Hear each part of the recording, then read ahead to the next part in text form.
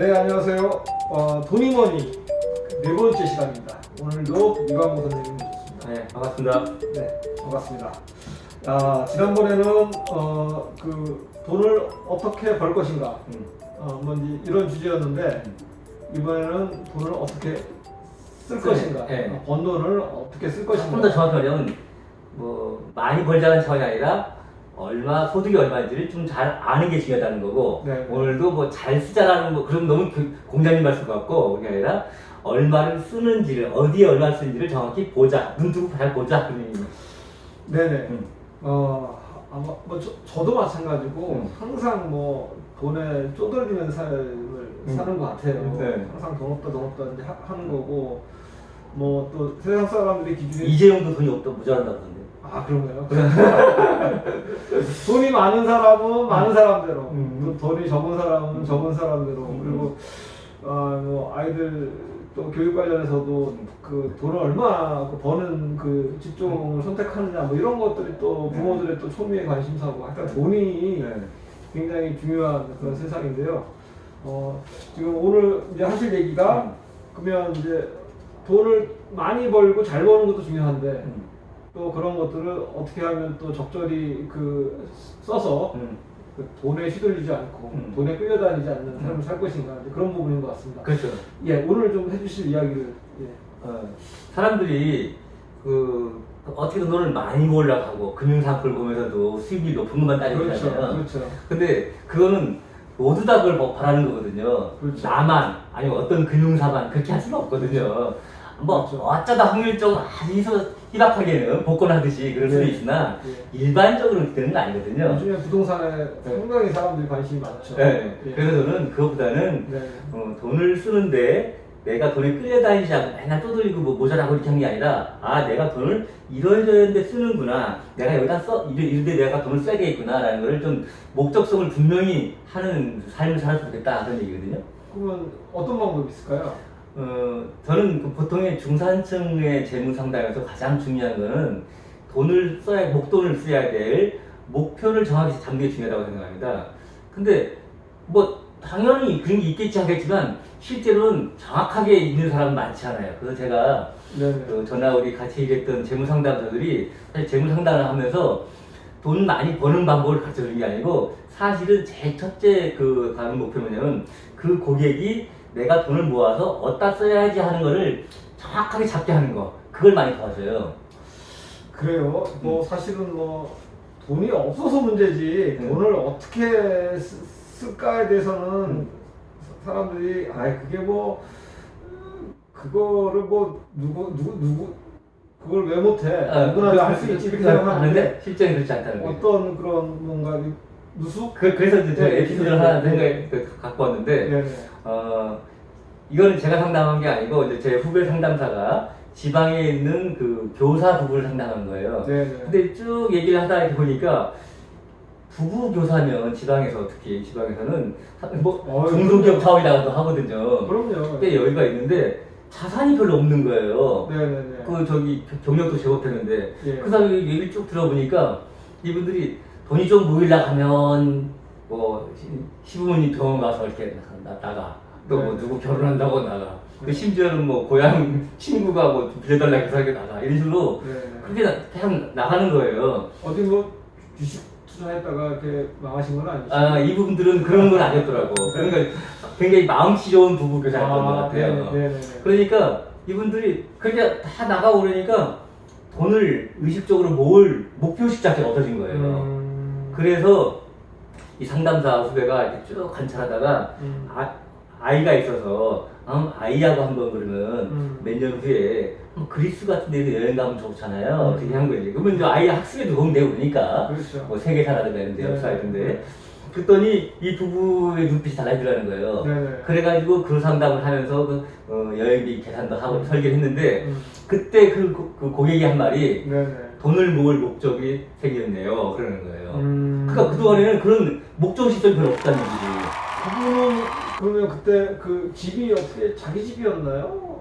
그것까지는 잘 아, 모르겠어요. 그거 모르시겠다. 네, 아, 네. 제가 상담한 게 아니니까. 보통은 그런데 이제 그 정도면 집이 있었을 거예요. 지방이 모르니까. 그렇죠. 내 집 마련 뭐 이렇게 목표를 세운다던가 그러잖아요. 음. 아, 근데 지방이니까 조금 더 그런 게 수월할 수는 있겠네요. 네, 집 마련하는 네. 것들이.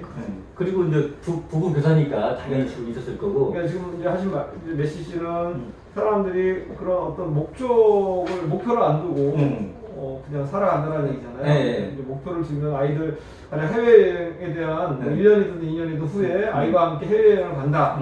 이런 목적이 생기면 네. 거기에 걸맞게 돈을 이제 네. 저축을 하고 하고, 이런 것들이 있을 텐데 네. 그런 목표를 세우는 것과 안 세우는 것에서는 이제 그 돈의 쓰임이 흔치 않다는 달라질 수 거죠. 있잖아요. 아, 네. 목표를 세워. 네, 네. 네.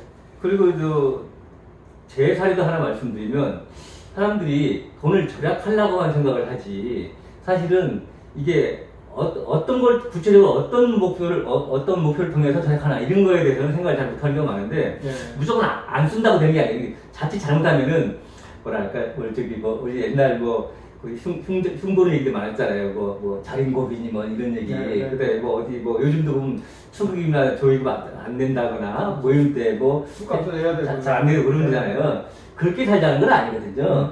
그래서 그건 사실 큰 돈이 아니에요, 사실. 네. 그게 아니라 내 살면서 큰 돈들을 어떻게 내가 잘 관리할 것이라는 건데 제 사례를 하나 말씀드리면 제가 이제 30대 중반에 자동차 정지 운전 하다 망해가지고 무지 힘들었죠. 그 다음에 어찌어찌 해가지고 제가 대우자동차를 들어가가지고 빚은 많았지만 월 수입은 또박또박 생기는 생활을 하게 됐어요. 근데 그때 이제 아이들이 막 커나고 그러니까 차도 이제 필요하더라고. 그 차를 사야 되는데 그때 제가 가장 싼 차가 그때 뭐였냐면 티코였었어요. 티코. 네. 네네네.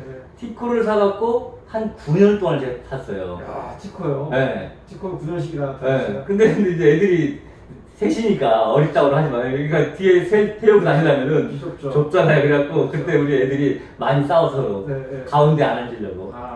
가운데가 좀 더 불편하니까.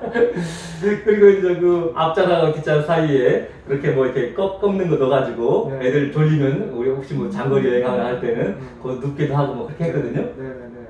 근데 제가 나중에 한참 후에 생각해보니까 그때 만약에 제가 티코를 안 사고 한 중형차, 소나타라든가 프린스라든가 이런 걸 샀더라면 어땠을까. 네네. 그런 생각을 해보는 거죠. 그러니까 제가 좀 외식비라든가 좀 약간의 간식비라든가 술값이라든가 이런 거 아낀다고 되는 게 아니고 티코 차는 그때는 제가 겨우차 다닐 때 했으니까 더 쌌단 말이에요. 그러니까 한 600~700만 원 중에 샀을 것 같아 그때. 근데 중형차는 그때 아무리 못해도 한 2,500쯤 되죠. 그 다음에 유지비도 엄청 차이 나잖아요. 그러니까 이 말씀이신 것 같아요. 보통 그러니까 그 예를 들어서 이렇게 일상에서 먹고 이런 것들은 엄청 아끼고 이런 사람들이 자동차는 또 7년 때문에 되게 크게 사고 그렇죠. 또 집도 마찬가지고. 그렇죠. 그러니까 그런 돈에 이제 돈을 이제 많이 나가다 보니까 굉장히 일상생활은 좀 궁핍하게 오히려 살고. 또 그런 문제가 발생할 수도 있는 것 같아요. 그렇죠. 근데 이제 제가 그런 선택을 할 때는 어떤 문제가 있냐면 남들의 시선을 많이 의식하면 그런 선택을 할 수가 없어요. 그렇죠. 근데 그래서 이제 사실 저희가 이제 재무 상담을 할 때 가장 중요하게 생각하는 거냐면은 오로지 자기 기준으로 자꾸 생각하게 해보는 거예요. 남이 자꾸 어떻게 보냐 이걸 말고.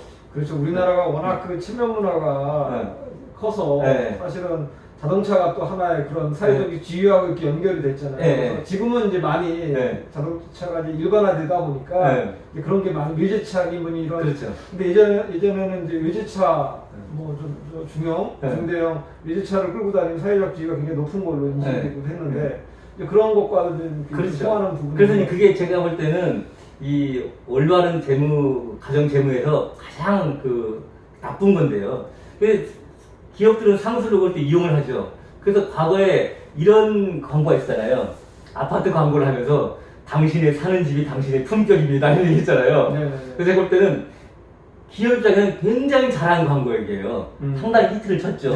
근데 이제 재무상담사인 제 입장에 볼 때는 가장 최악의 그 발언이에요. 사람들을 비교하게 하고 자존심을 긁는 아주 나쁜 발언이죠. 근데 그런 게 상당히 많이 우리 사회에 아직도 통하고 있다는 거죠. 이것들이 가정 경제를 건전하게 하는데 굉장히 나쁜 요인이에요. 그렇죠. 체면으로 이제 그런 게 있죠. 뭐 이렇게 뭐 음식을 먹으러 가도 체면 때문에 뭐 좀 근사한데 비싼 데를 또 가야 되고 또 아이들이 그런 거 가지고 자랑을 하니까 부모 입장에서 아유 뭐 아이들이 그 친구는 어디 가서 뭘 먹었다고 하는데 그런 데 가면은 뭐 더 10만 원 나가는 거 우습잖아요. 그랬어요. 이제 그런 부분. 그래서 제가 아까 이제 티코를 9년 동안 타고 했던 거는 제가 뭐 그 당시에는 재무상담이라는 걸 몰랐던 때고 그러는데 그 당시에는 제가 뭐 대단히 탁월했고 뭐 그랬다고 할까보다는 남의 눈치를 덜 보는 스타일이었기 때문에 제가 그런 결정을 할 수 있었다는 거죠. 알겠습니다. 그러면 일단 이제 처음에는 이제 목표가 굉장히 돈을 모으는 목표. 목적을 잘 정하는 게 중요하다. 자기 형편에 맞게. 두 번째는 어떤 그 자기 기준. 돈을 쓰는 남 눈치 안 보고. 눈치 안 보는 어떤 자기 그 기준. 이 두 가지가 있고요. 또 이제 몇 가지 하나 더 말씀드릴 거는 왜냐면 우리가 이제 지출을 통제해야 되잖아요. 근데 우리가 이제 보면 충동 구매를 많이 한다거나 아까도 말씀드렸지만 남의 시선도 의식한다거나 이렇게 해서 정말 자신의 형편이라든가 자기 진정한 행복과는 좀 거리가 있는 지출도 많이 하거든요. 그래서 이제 통제를 잘하자라고 하는데 그래서 흔히 생각하는 것 중에 하나는 가계부를 쓰자. 잘 써보면 알겠지 그러는데 근데 저는 제가 상담을 할 때 가계부를 꼭 쓰라고는 안 했어요.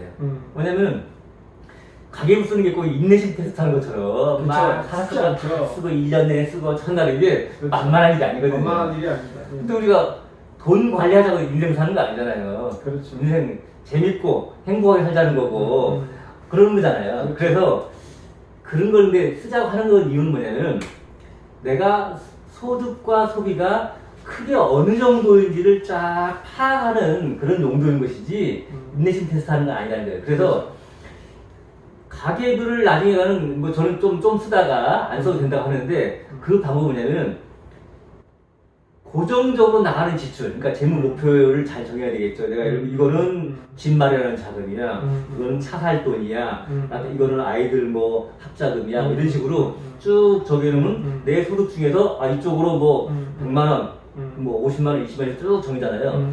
그럼 이거는 한번 정할 때만 신중하게 잘 정하면은 그 다음부터는 건들 필요가 없어요, 거의. 가끔 들다 보면 되는 것이지. 그러면 내가 이제 변동 지출, 예를 들면 뭐 명절 때 뭐 좀 얼마 뭐 50만 원 쓸까 100만 원 쓸까라든가 뭐 이런 거 있잖아요. 평상시에 용돈 이런 게. 그런 변동 지출은 이제 확 줄어들죠. 이 앞에 고정 지출을 많이 잘 놓으면 놓을수록 이게 적어지잖아요.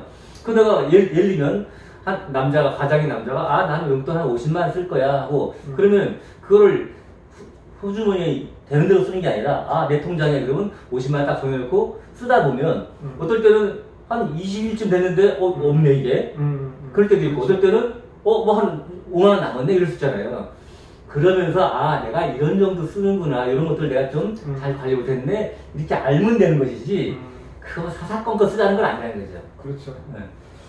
예. 그래서 예전에 제가 비슷한 강의를 들었을 때 그때 이제 강사분은 저걸 제시를 해주셨어요. 그 통장을 다 쪼개라. 네.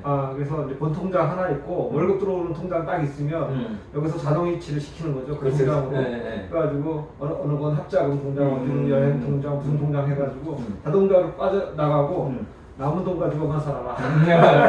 제대로 들으셨네. 그래서 오늘 이제 돈을 이제 한정된 어떤 수입을 가지고 또 어떻게 또 돈을 이렇게 잘 써서 가정 경제를 잘 이끌어 갈까에 대한 이야기를 들어본 것 같습니다. 자꾸 이렇게 그만 하라고 해서 조금 더 할 이야기가 있지만 여기서 마치도록 하겠습니다. 예, 다음 시간에 뵙도록 하겠습니다. 네, 수고 많으셨습니다. 네, 고맙습니다. 고맙습니다.